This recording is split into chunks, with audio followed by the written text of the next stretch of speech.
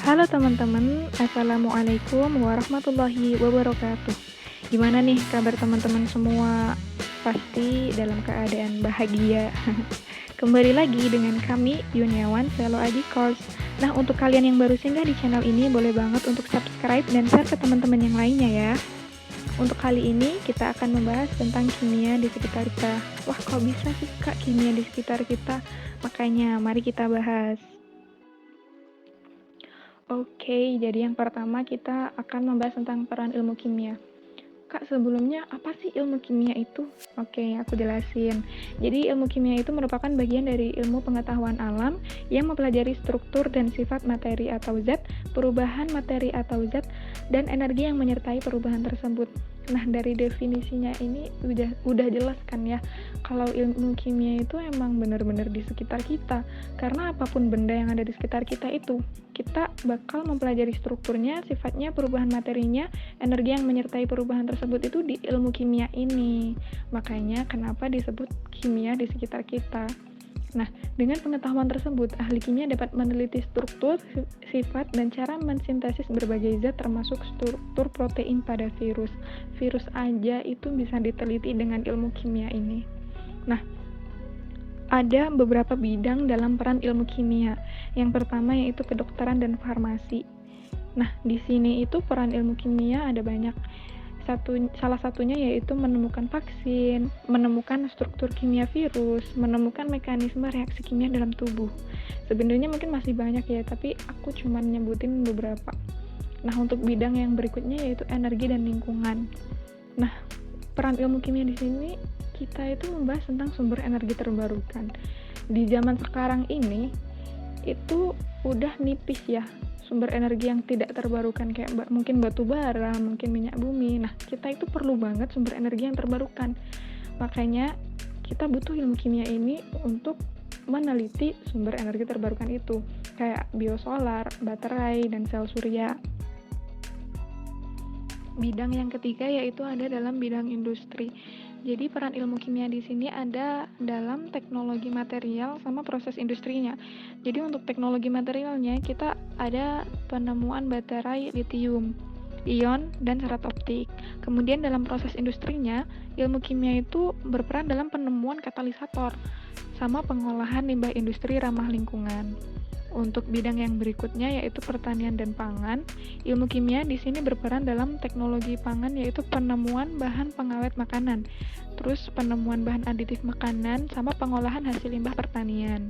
Nah, di hukum atau kriminal aja ini ada peran ilmu kimianya. Ada di mana sih Kak? Jadi sidik jari DNA itu tuh pakai ilmu kimia teman-teman, sama untuk bahan pendeteksi. Terus ada lagi bidang lingkungan hidup. Nah, ilmu kimia ini kita bisa mempelajarinya untuk mengatasi pemanasan global sama gerakan kimia hijau. Jadi biar bumi kita ini tuh semakin asri, ya bumi kita itu udah tua ya, jadi kita harus merawatnya. Nah, ada pengembangan dalam ilmu-ilmu lain. Biologi, fisika, geologi, bahkan sejarah itu pakai ilmu kimia. Jadi untuk yang biologi, ilmu kimia ini berperan dalam penentuan struktur DNA, RNA makhluk hidup. Terus dalam bidang fisika itu ada penemuan superkonduktor sama struktur atom atau molekul zat. Nah, untuk bidang geologi, ini ada penelitian struktur bumi, bulan, planet. Nah, itu aja pakai ilmu kimia ya kan. Nah, untuk yang sejarah ini penentuan umur fosil. Jadi kita nanti akan pakai ilmu kimia untuk menentukan umur fosil juga teman-teman. Nah, yang kedua ini kita akan membahas tentang metode ilmiah. Apa sih Kak metode ilmiah itu? Nah, untuk ilmu kimia itu pasti bakal butuh apa yang namanya metode ilmiah. Jadi metode ilmiah itu langkah-langkah secara sistematis yang dilakukan oleh para ilmuwan untuk menyelesaikan permasalahan atau menemukan ilmu pengetahuan. Jadi emang dari dulu itu para ilmuwan udah menggunakan metode ilmiah ini untuk menyelesaikan permasalahan, untuk menemukan ilmu pengetahuan. Nah, pastinya ada langkah-langkahnya dong. Nah, yang pertama itu menemukan masalah. Jadi kita bisa nemuin masalah kan, baik pengamatan, dengan membaca, atau dengan literasi. kita nanti bakal menemukan masalah. Nah, setelah kita menemukan masalah, kita rumuskan masalah itu. Jadi setelah kita amati, setelah kita literasi, setelah kita membaca, kita akan menemukan masalah dan merumuskan masalah tersebut. Setelah dirumuskan masalahnya, kita akan merumuskan hipotesis. Hipotesis itu apa sih, Kak? Hipotesis itu dugaan awal. Jadi hipotesis itu dugaan atas jawaban dari masalah tersebut. Jadi kita masih menduga apa ya kira-kira masalah itu jawabannya gitu. Nah, untuk langkah yang berikutnya yaitu melakukan penelitian. Merancang dan melakukan penelitian ini untuk menjawab hipotesis. Jadi dugaan tadi itu kita jawab dengan penelitian. Setelah kita meneliti, kita mengolah data, yaitu melakukan analisis data hasil penelitian, dikonfirmasi dengan hipotesis. Jadi data yang kita peroleh dari penelitian itu kita olah, kita cocokkan lagi dengan hipotesis kita di awal. Jika hipotesis tidak terbukti, disusun hipotesis baru. Jadi misal penelitian tidak sinkron sama hipotesis awal kita tadi, kita harus merumuskan hipotesis baru dan melakukan penelitian lagi.